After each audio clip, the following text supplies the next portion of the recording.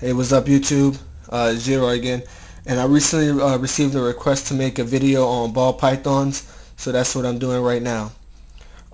First thing I want to say about ball pythons is if you're interested in purchasing a ball python, buy from a ball python breeder. I don't recommend buying from your local pet store, Petco, PetSmart. Those places sometimes get imports of ball pythons, and those are the ball pythons that don't eat. Whenever you hear a person say my ball python won't eat, 90% of the time that ball python came from a Petco or your local pet shop. Another thing I want to say about that, don't be fooled when somebody say, when you ask them, is this snake captive bred, or captive born. Don't be fooled when they say yes, because the captive born doesn't always mean that the snake was bred in the U.S.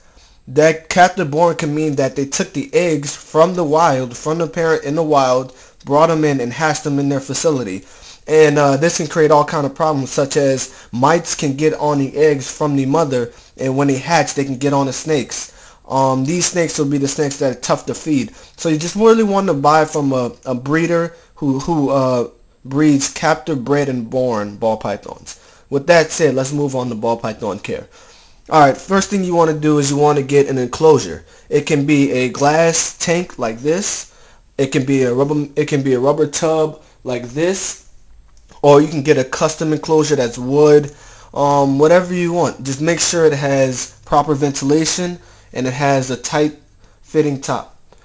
So let's talk about glass cages for a second. Glass cages to me are not the best cages for holding humidity and heat.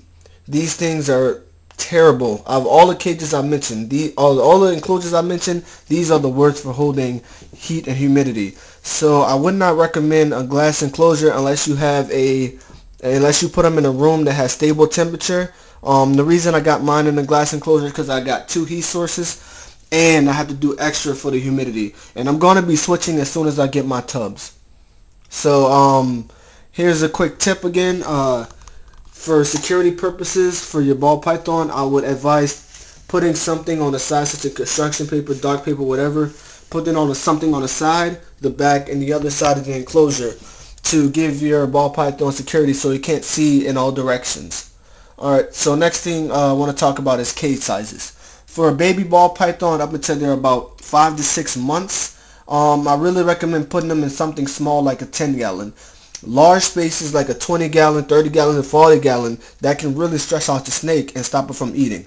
So I recommend you get a 10-gallon for your young ball pythons, and then move them to a 20-gallon when it gets older.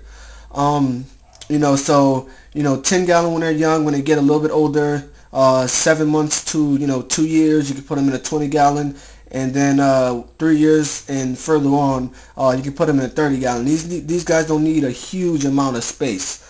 Because if you notice, most of the time they're curled up in their hides, so they don't really need a huge area to climb around. Only thing a huge area does is can cause stress. So next thing we want to move to is heat. These guys need heat on the warm side of 90 to 92 and heat on the cool side of 80 to 82.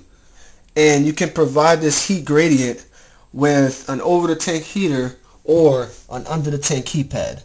I use both because my house gets a little bit cool during the night, but if your house if you can keep your room at an ambient like 80 or 75, you may only need one heat source. So just get whatever heat source you can get to get your warm side to 90, 92 and cool side to 80, 82, and make sure you have a thermostat. If you have a heat source, I recommend you get a thermostat to regulate the heat source so it doesn't overheat and burn the snake.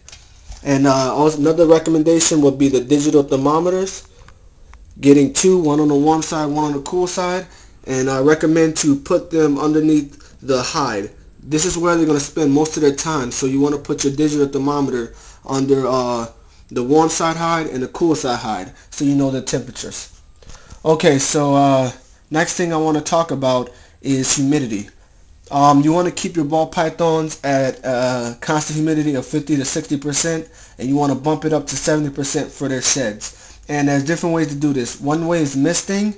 Another way is, if you have a glass tank, is to just place a towel on the top of the tank and leave a little space for ventilation, but this will keep the air nice and moist and humid. If you're using tubs or in a custom enclosure, you can put sphagnum moss inside of the enclosure, kind of sprinkle it around a little bit and moisten it up, and that will keep your humidity up. So next thing that we're going to move to is cage furniture. So with your cage furniture, the only thing ball python needs is 2 tight-fitting hides. Like I said, these guys, even more than corn snakes, can get stressed out if they're in big, huge hides. You know, you want to get something that's tight-fitting, that has one entrance that they can feel on all sides of their bodies. You know, I always see Drake just popping his head out of the entrance. These snakes like to know that they're the only ones in that hide. That way they can feel secure and safe. So you want to get 2 tight-fitting hides, one on the warm side, one on the cool side. And then next thing you're going to need is going to need a water bowl. Now, people say, you know, get a water bowl big enough for your ball python to soak in.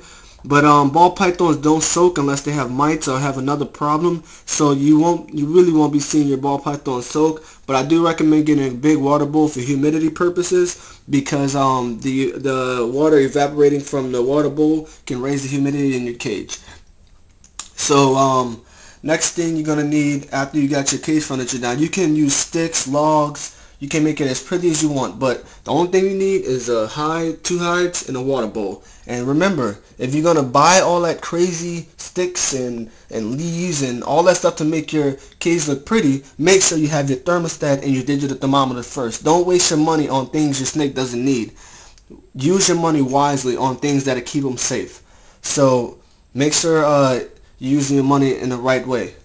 Alright, so now for the substrate, you can use aspen bedding, newspaper like I got here. You can use cypress mulch, coconut fiber. There's a lot of things. You just don't want to use cedar or pine. Those things are toxic to your snake. Okay, that covers pretty much the caging for your snake. Next thing I want to move on to is feeding. I know a lot of people hear stories about ball pythons going off feeding and different stories like that. The best way to stop this is to just buy from a breeder. Like I said, buy from a breeder. He's going to tell you if the ball python's eating. Breeders don't sell you non-eating ball pythons. A pet store will sell you a ball python that hasn't ate yet. But a breeder won't sell the snake if it hasn't eaten yet. It makes sure it eats at least 3 times before it goes on to be able to sell it. So go check out my other video on how to get your ball python to feed if your ball python is not feeding. But let's move on to prey and prey sizes and snake size. So if you get a baby ball python, I recommend you try to switch him as soon as possible to rats, because once he gets a little bit older and bigger, it's going to be very expensive. It's going to get really kind of expensive to buy multiple mice, whereas you can just buy 1 rat, you know. So I advise switching him over to rats as soon as possible, because if you just let him keep on going at mice, he might never switch to rats. So with that said, when you get a baby ball python, they should be fed on appropriately sized prey. It's really important for you to get these guys prey that's not larger than the widest part of their body, because these are inactive snakes. They don't move around a whole bunch like corn snakes or boas might. They like to stay curled up in their hides, and they're going to stay in their hides for about 70% of the time. So you don't want to feed them something too large that they can't digest, and they're going to end up throwing up. So appropriately sized prey. That can be rat pinkies or hopper mice for young snakes, and for older snakes that could be medium-sized rats or small-sized rats. So that takes care of feeding. Next thing I want to talk about is health problems. There's many health problems, such as mites, external parasites, internal parasites, stuck sheds, respiratory infection. That's just a few of them.